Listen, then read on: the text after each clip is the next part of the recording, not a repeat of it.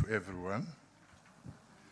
The MMC for Community Services, Councillor Nkosi, Dr. David Mahlamela, the chair of PanSALB, here with us, our esteemed guest and our keynote speaker, Professor Molefi Asante. Welcome again, welcome home, dear brother. Professor Molefi Asante of the Institute for African Renaissance in Studies at UNISA. Amakoso Selwa with us here today. Distinguished guests, professors, Professor Nkondo here with us, Dr. Serote. Where is Dr. Serote? Yes, we're together with Professor Asante this morning, and as we're sitting here, he's telling me how wonderful Dr. Serote is, but she forgot that he was together with him at that side. You're welcome. Distinguished guests, members of the media, ladies and gentlemen.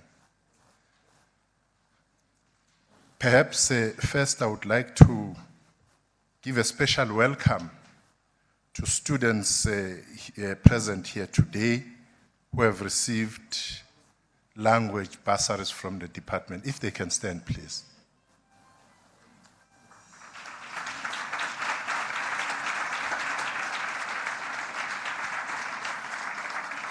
Thank you very much.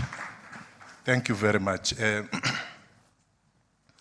One of the things we thought is important to do is not only to have the official, especially indigenous languages in the Constitution, guaranteed there, but every year, as the Department of Arts and Culture, we give bursaries to not less than 400 students in all the major universities in the country to study languages.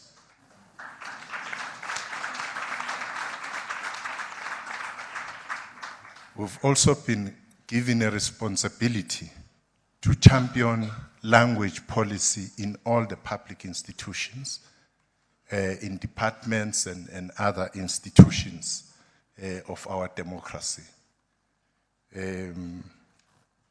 We, as Sports, Arts and Culture Department, have many entities. Many of them are here, CEOs, chairpersons of different entities.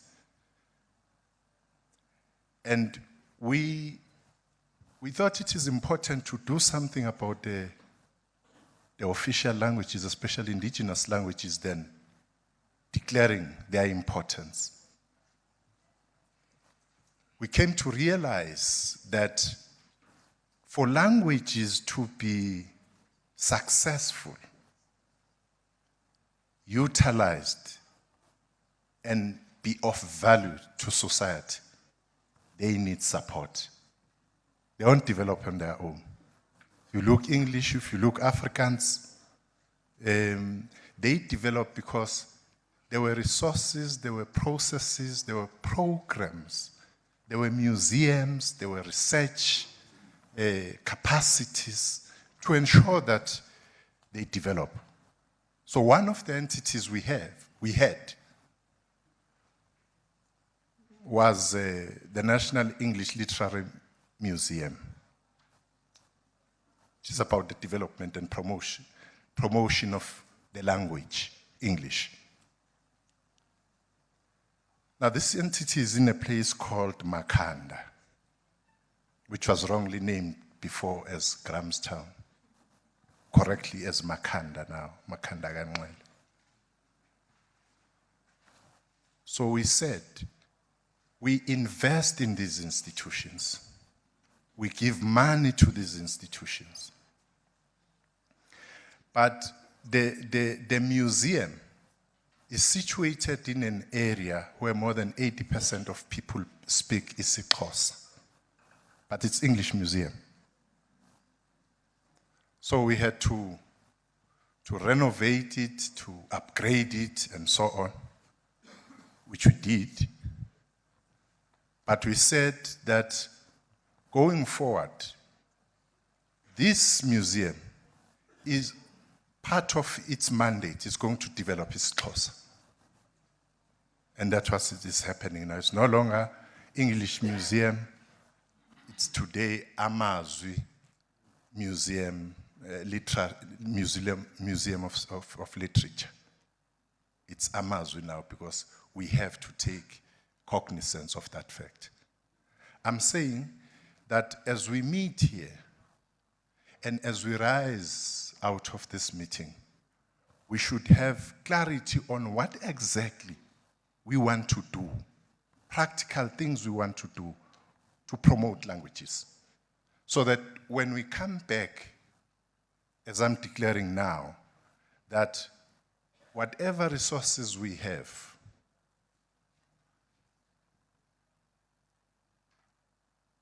this part of our work is going to take priority. This coming together is going to be an annual coming together so that we're able to measure progress as we go. I'm sorry I just came veered from what I was supposed to do, but I thought it's important. And I don't want to take for granted what Patco has said here, that we should introduce ourselves.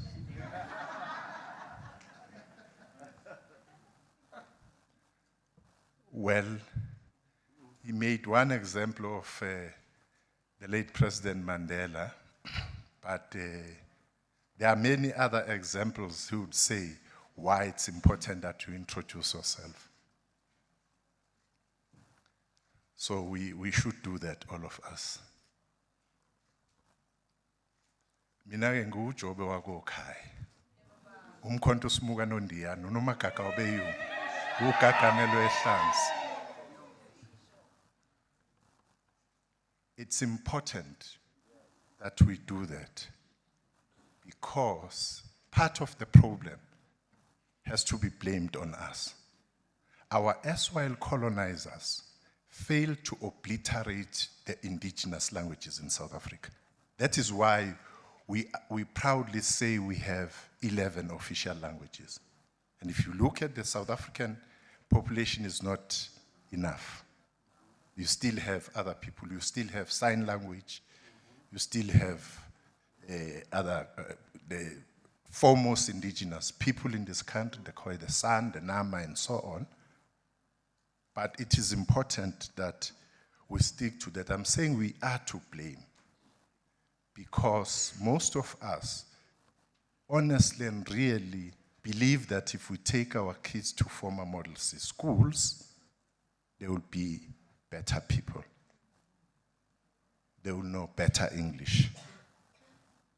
They will be proficient in the language of George.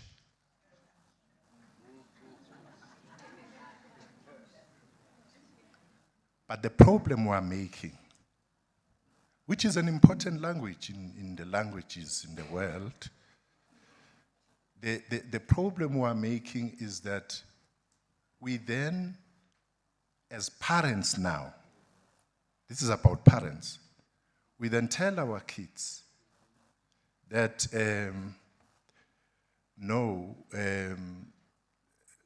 minister, if I'm greeting your kid, you correct me, you admonish me. No, minister, but Vusumuzi does not know isiZulu, shame, he speaks English. And he's Vusumuzi.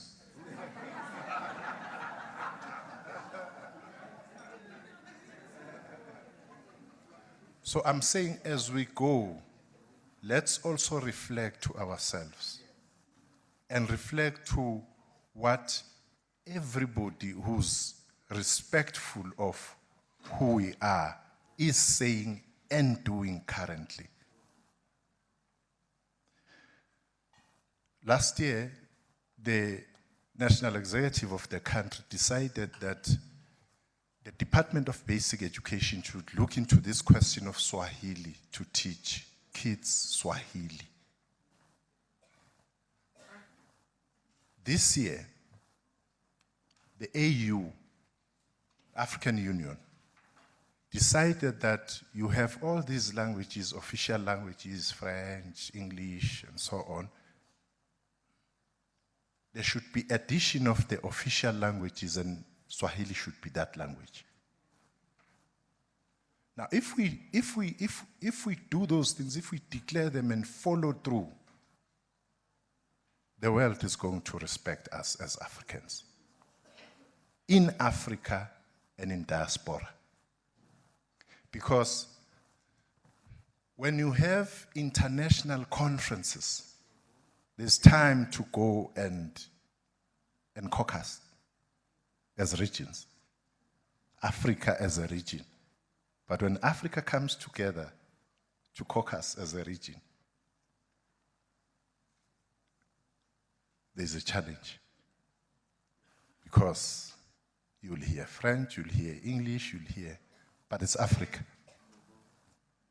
So I'm saying that it is time that we don't just declare these things. We do things to follow through and support this work. It's a huge work to develop, preserve, and promote a language. It's not a child's play.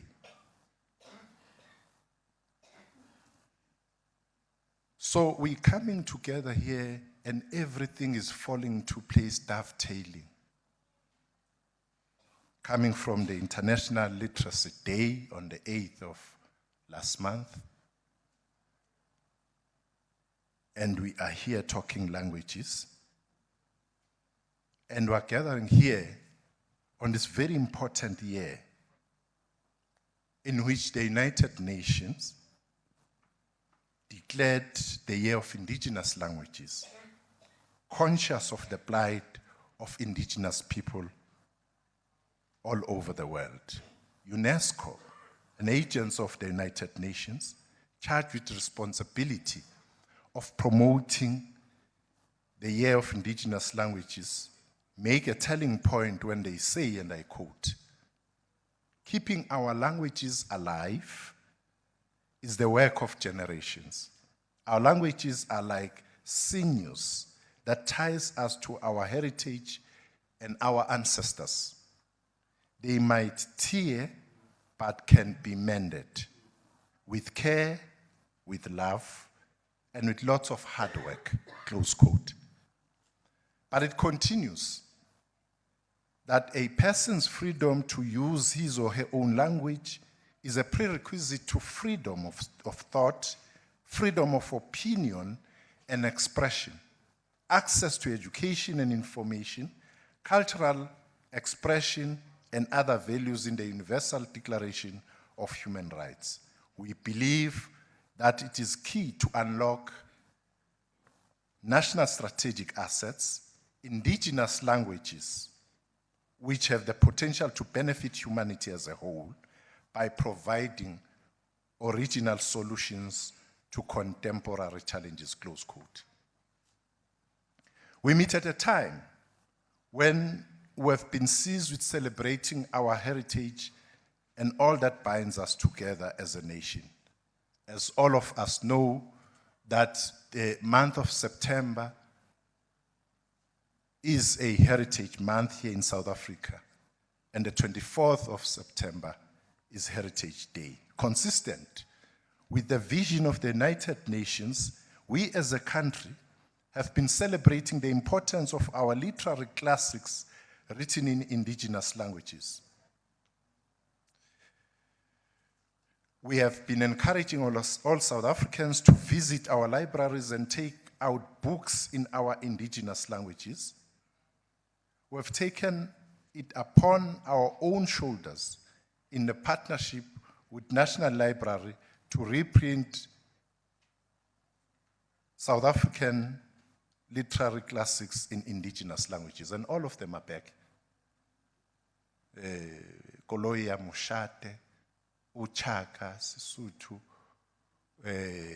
Kinsela Semkungundlovu, which other ones? All those, all the African languages. How Babe Yeswati. We have all of them. And why reprinting them? Because you can, as the deputy chair of CRL, you can think that you are speaking a language when in fact it's Fanakalo. But the richness on the classics, our indigenous classics, cannot be overemphasized, because this is where you get the actual languages, the nuances, the depth of languages, the expressions which you may not translate. Otherwise, if you literally do that, you lose the actual meaning. We have done so with pride and dignity, knowing fully well that disseminating our literature conveyed in our languages is an act of restoration and an accession to transformation. We have done all this to convey a simple yet powerful message. You are what you speak. We are what we speak. We have been deprived through centuries of colonialism, segregation, and apartheid of putting our languages at the center stage of our development and of our lives.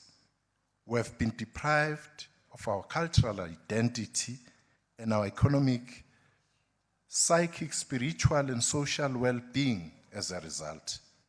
And this hijacking of our identity has not been by chance, but a deliberate, concerted, willful, and systematic deprivation, depriving Africa of its Africanness and the world of its worldliness.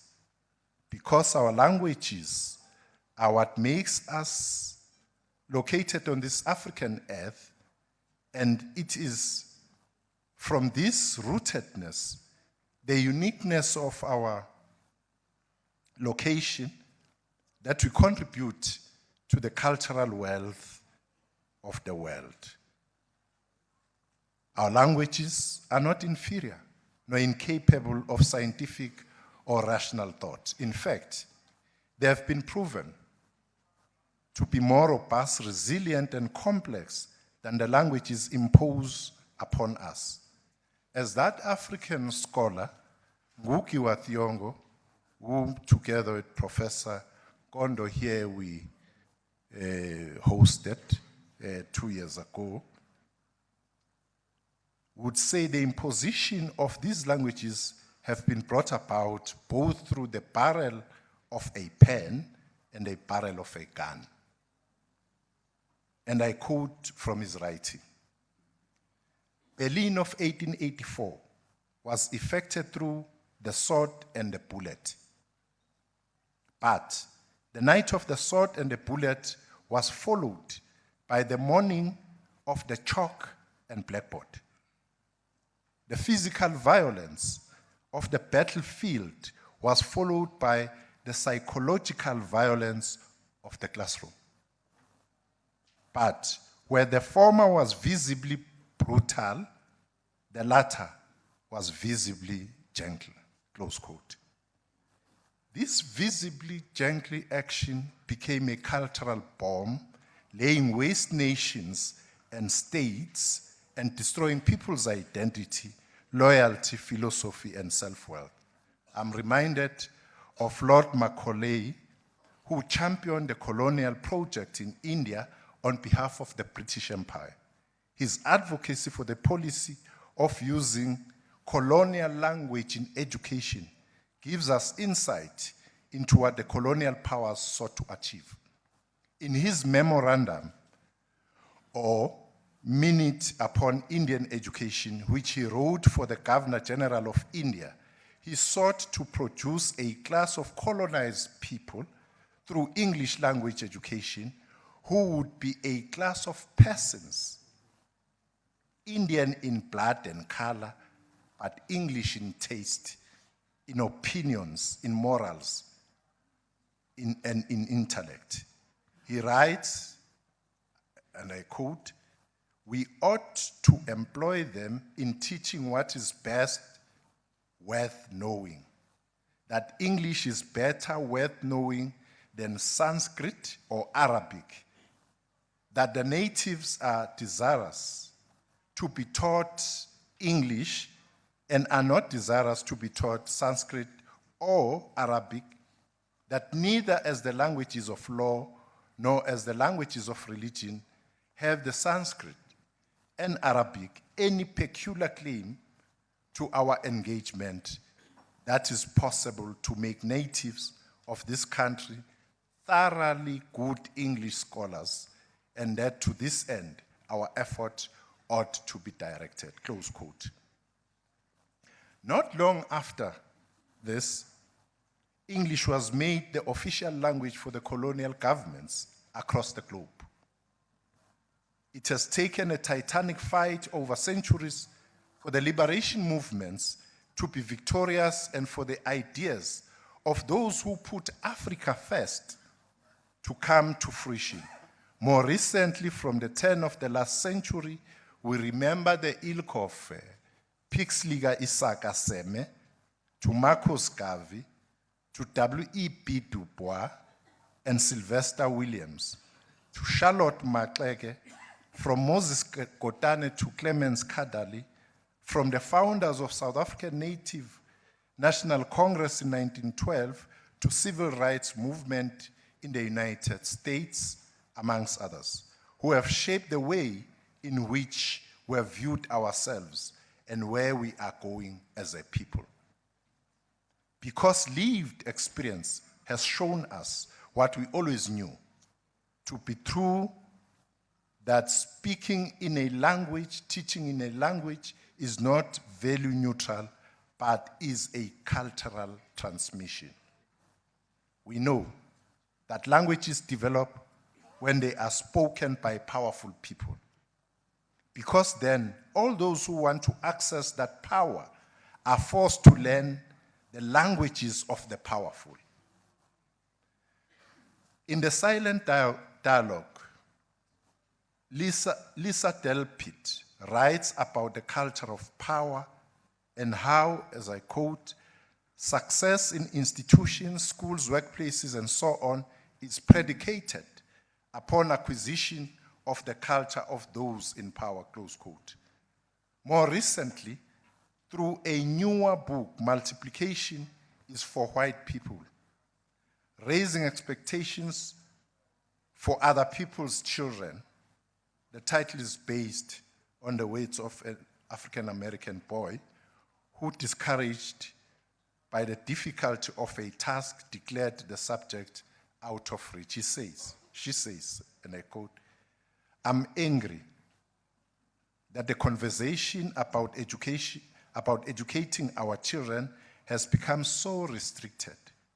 What has happened to the societal desire to instill character, to develop creativity, to cultivate courage and kindness?" Our own late poet laureate, Mazisi Gunene, wrote in a poem that ukukhula kuya ngengqondo. Bona labo abasivalele endlini bethi kasikhule anduba sibone ilanga. Yibo bemazwi abo angangawa abantwana. Yibo bengazanga ukukhula okungukukhula kwempela. Khona akuyi ngabo labo asebekhulile kuya ngengqondo. Translated, growth is by mentoring the mind. Those who have locked us behind doors telling us to grow before seeing the sun are true infants. Not understanding matters without any clue as to the true rights of our passage. Growth is not measured by how tall one stands. Growth is engendered by mentoring, exposing the mind, close quote. It is with this imperative of instilling character, inculcating creativity and mentorship that our indigenous languages should speak and take center stage. As we explore the theme, celebrating the Year of Indigenous Languages, we must take stock of how far we have come and what gains we have made since 1994 and what remains to be done to transform the linguistic landscape and to ensure that the languages of our homes are the languages of the economy and the languages that are used and can command undivided attention in the global platform of the world. 3 days ago, on the 30th of September, we marked International Translation Day. And it is important that we also focus on literature and translation so that we tell the South African story in many different ways, in many different languages, and to different audiences. It is crucial that every South African school child has access to literature in their home languages and to literature and translation from the rest of our indigenous languages. Finally, this year, we pay tribute to the class of 1919. We remember the great South African intellectuals and authors, such as S.K. Mphahlele, Peter Abrams, Noni Jabavu, Sibusiso Nyembezi, and others. Born 100 years ago, and all of whom left a legacy of greatness at home. In the rest of the continent, Africa, its diaspora, and the world.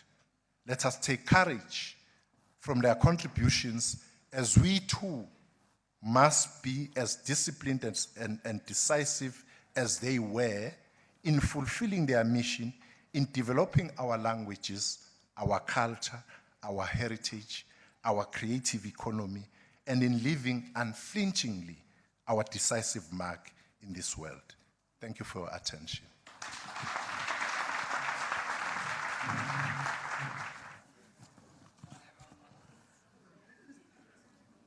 Honorable Minister,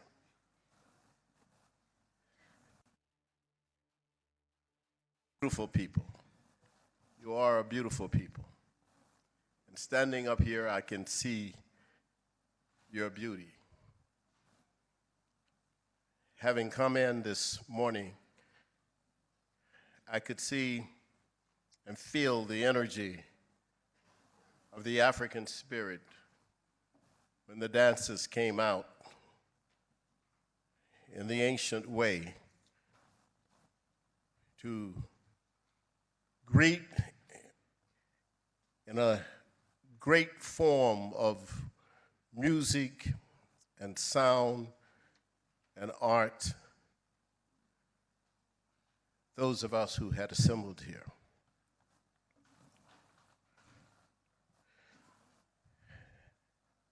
And then I listened to all of the speakers, and I was honored just to be in their presence. And the minister, of course, defined for us what the goals are and what the future is for this ministry and this work. I'm filled and want to say to you that with Professor Asante's introduction, I was really transported to a new level. He is certainly a dynamic spirit who has understood precisely what the ancestors are saying to us. And so I say to you that I guess I should introduce myself.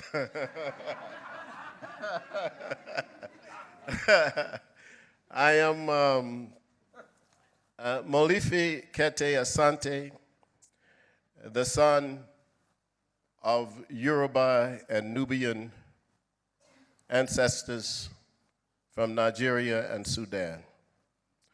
I am one of the millions of Africans whose ancestors were taken from the continent of Africa to the diaspora. Millions were taken to South America. My brothers and sisters, whom I'm often in touch with, as I was last week. My brothers and sisters in the Caribbean, the great history of their resistance and their struggle is also a part of my history. I grew up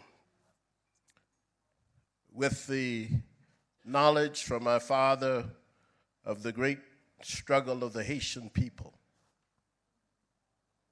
Names like Dessalines, one of the greatest generals of the modern era, Toussaint Louverture. And in Jamaica, Nanny, one of the women who led the opposition to the British. And in Brazil, Zumbi. And in Mexico, Yanga from Congo. And in the United States,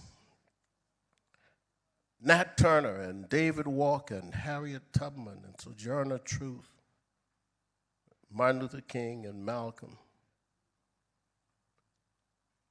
So I greet you first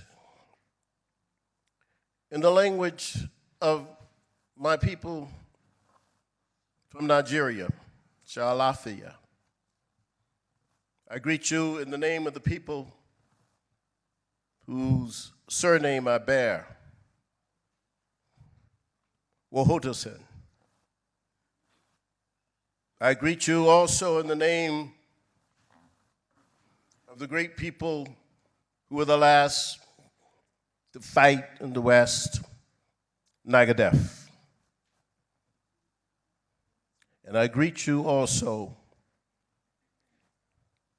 in one of your own languages, Dumoulin. And also, I have to say, the AU's language, Uhalegani, in Swahili. But the greeting I give you with the most classic aspect of our culture is the word Hotep. Hotep. Can y'all say that? Hotep. Wonderful. You said so beautifully. Hotep. It is the most ancient greeting that we have in the history of the world that has been written.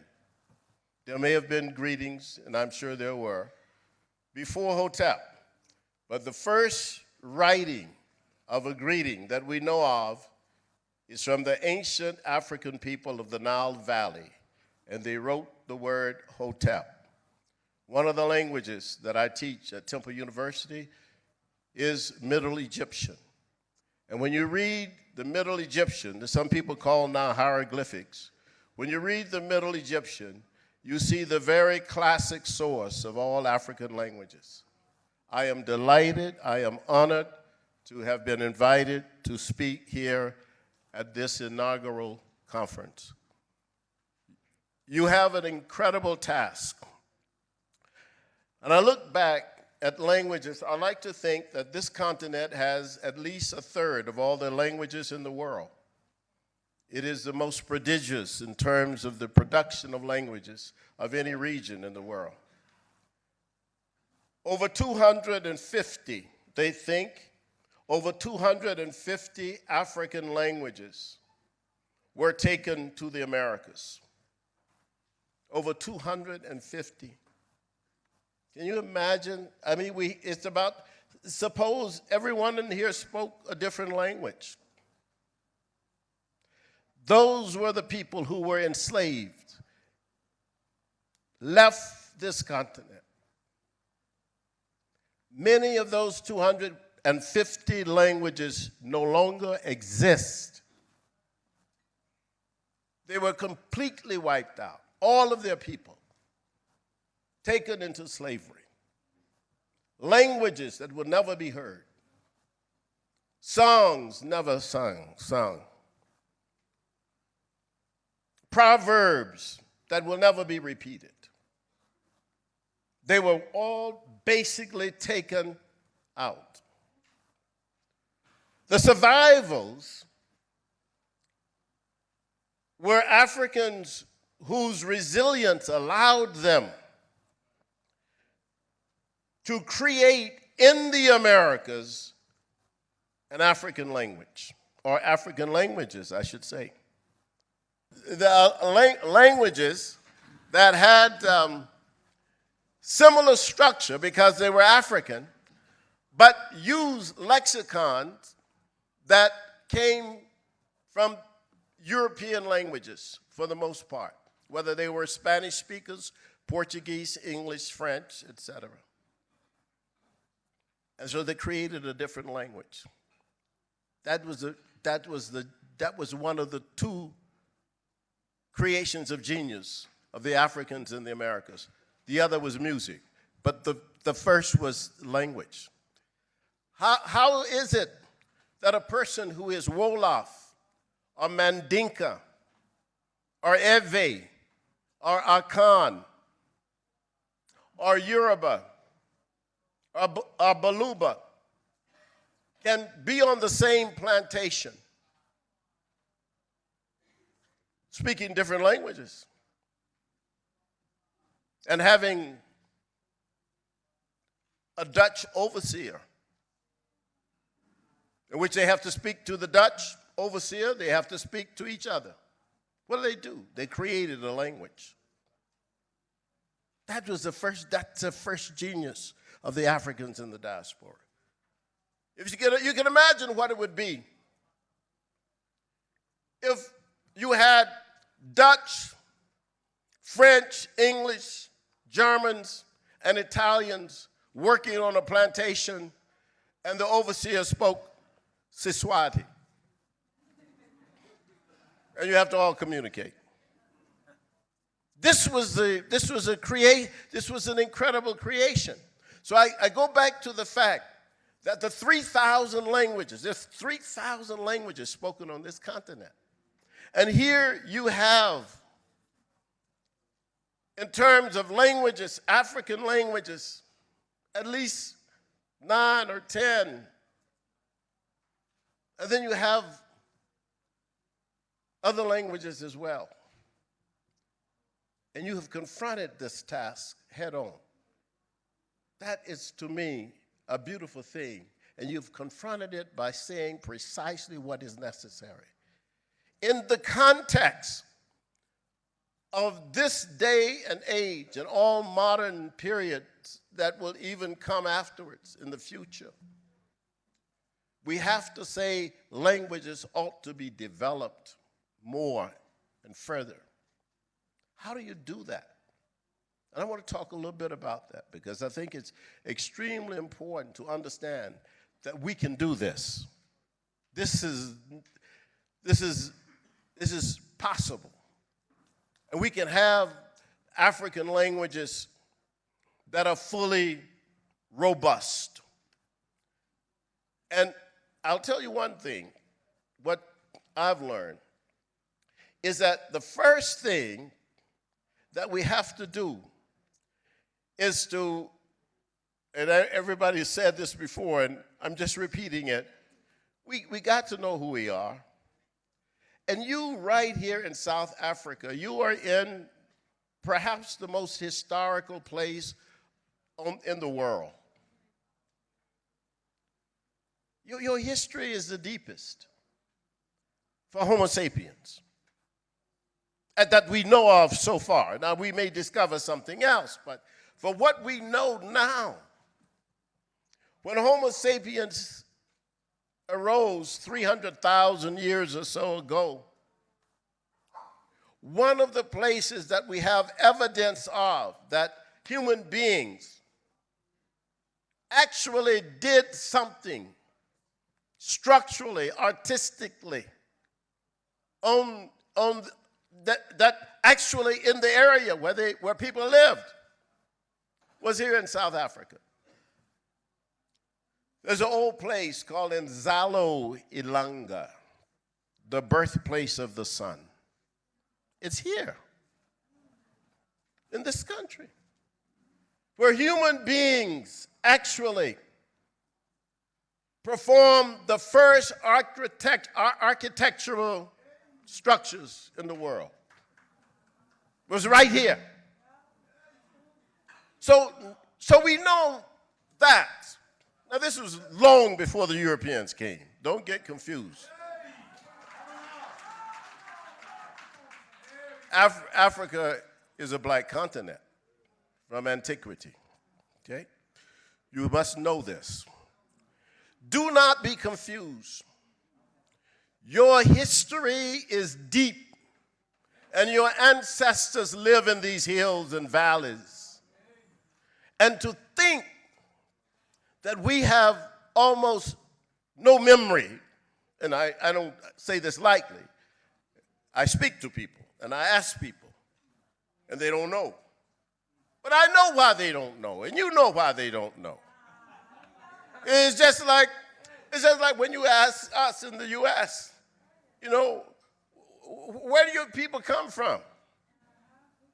We don't know after 5 or 6 generations. The only way we know is by DNA tests. You see what I'm saying? But that's because we understand what happened to us. And we understand that 300,000 years ago, Homo sapiens rise somewhere in the Rift Valley, and then we have human beings. No human beings on the earth anywhere else. Human beings did not rise up in Europe or in America or in Asia. Human beings rose up in Africa. Human beings first stood up. Human beings first stood up in this continent. The first to say the name of God, to call God by name, was here. This is before Jehovah, before Allah. And if you interrogate your own histories and questions, you will discover that your people had words for God long before they saw the white man.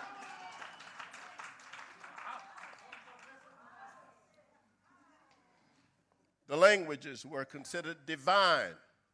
That's why the most ancient classical language of Africa, the language of the Kemetic people, it was called in its description Merunecha. Merunecha meant the language of the divine. That was the description of the language that the people spoke, because it was a miracle. The people who first named the days of the week were Africans. The first people who looked up in the sky and named the stars and the planets were Africans. We just don't know ourselves. Speak of this takes me back to the fact that this is Ministry of Sports, Arts, and Culture. And just, I met Professor Asante several years ago, but he and I have traveled to Egypt. And we've gone and we've looked at the temples, the walls of the temples, and see the paintings of the black people on the walls. And we discovered that the first people who were dancing, that we have pictures of dancers, as beautiful as the dancers who danced here for us, look just like them in the pictures on the walls of the temple, were Africans. That the first people who had sports, wrestling, shooting their spears at fowls, birds in the air. The Africans. This is long before the Olympics. Don't be confused. People get confused with dates. You know what I mean? You can't get confused. 300 BC is nothing when you're talking about the fact that the Africans have built the pyramids 2,500 years BC. So don't go talking about, well, the Olympics were started. No, that's not old. Old is in Zala Ilanga, in Mpumalanga. That's old. 100,000 years or 200,000 years old. When you see the structures that the Africans wrote out, this is, by the way, this is not like Stonehenge, which is recent, even though they say it's old, but it's old only in comparison to Europe. It's not old in comparison to the world. It's just like people say Socrates, Plato, and Aristotle, old philosophers. No, they're not. They're old for Europe. But the oldest philosophers are Imhotep, Ptahotep, Dwarf, Amenemhat, Amenemope, Akhenaten. These are old, 2,800 years before Jesus Christ came into being. That's old. So when we talk about this whole question, we have to understand that, and I want to say this too, because, and I know you will understand it. All languages are indigenous somewhere. So you have to, don't let people make a distinction in a way that they try to minimize our languages. All language, I mean, English is an indigenous language. It's spoken by the people in England. See, that's their language. French is indigenous. The people descended from the Gauls spoke that. That was their language. So languages, what you can say is that some languages have been given resources and others have not. And all languages have the same capacities. There's no language that's inferior to any other language. All human beings create words and create rules for using those words and the lexicons out of their circumstances. And if their circumstances are advanced or pushed, then they grow. Take, for example, just a good modern example of Haiti.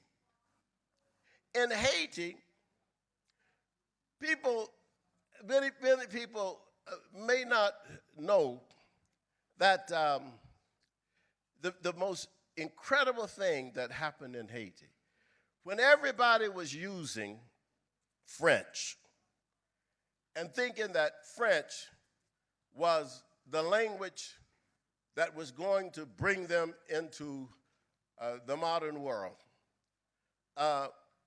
Just overnight,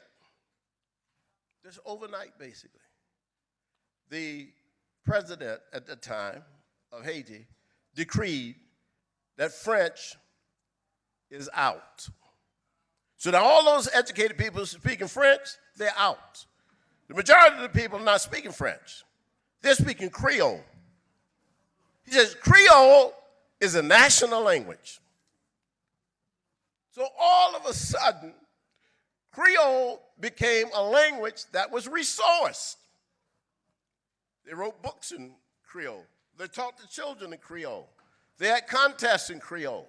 So Creole became the dominant language of Haiti. It's about 30 years old as a dominant language, but it was the language that was spoken by the people.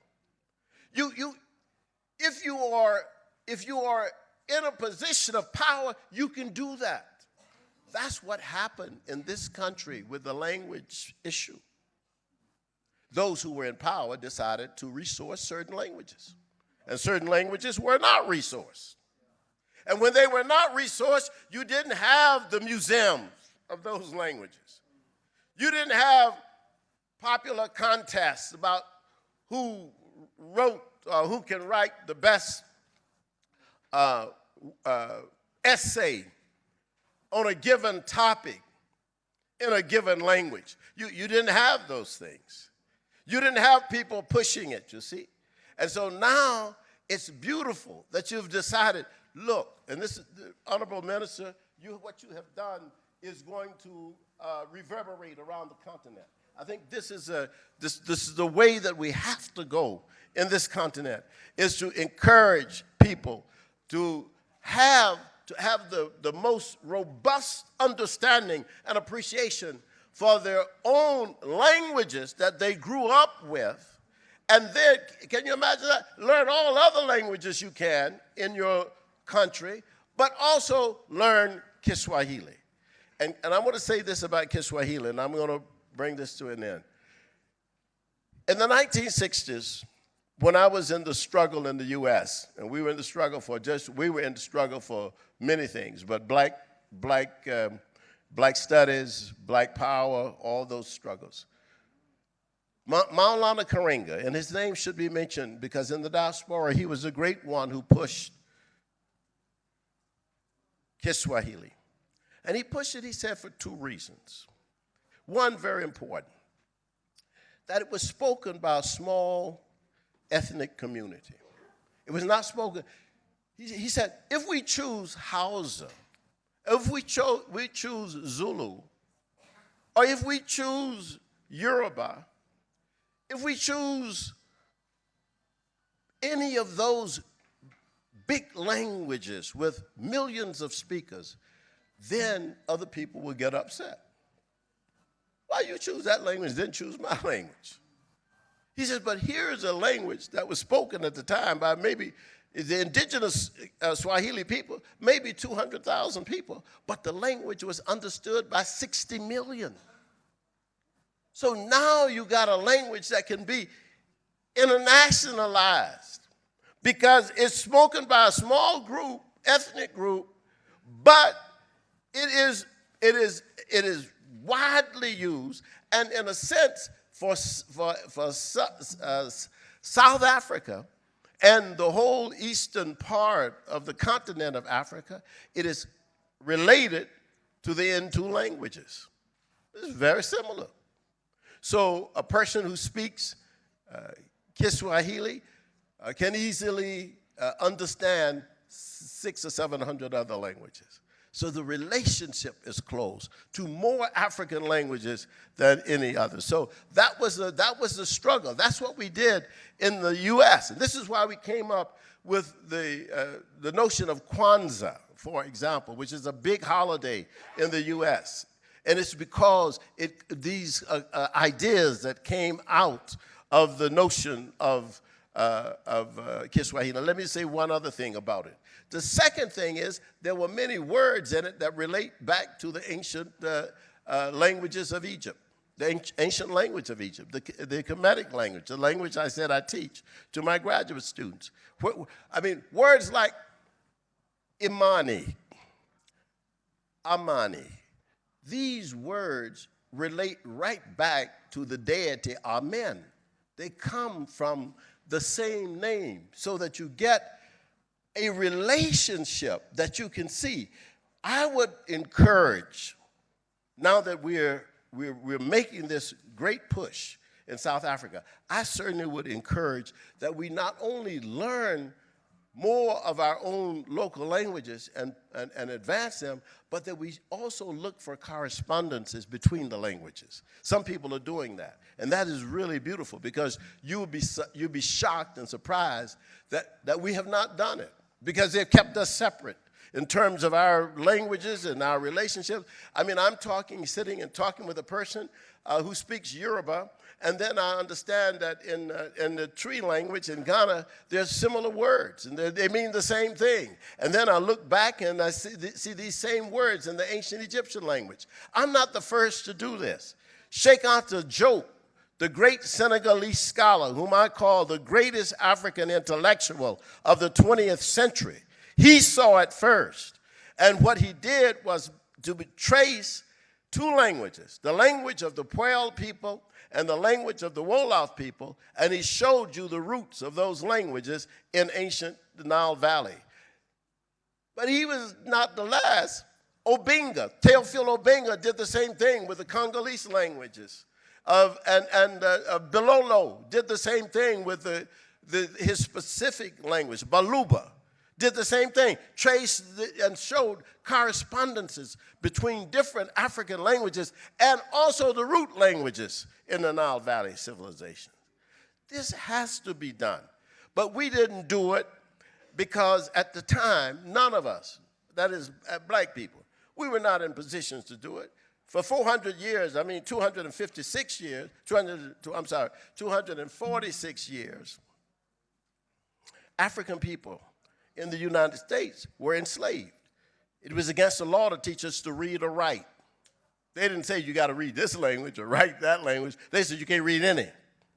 You can't write any. So I'm just surprised that I can even stand up here and talk because for a long time it was not possible, you see, to talk, in any language. So we have to do this. Not only that, but here's one final thing that I want to say.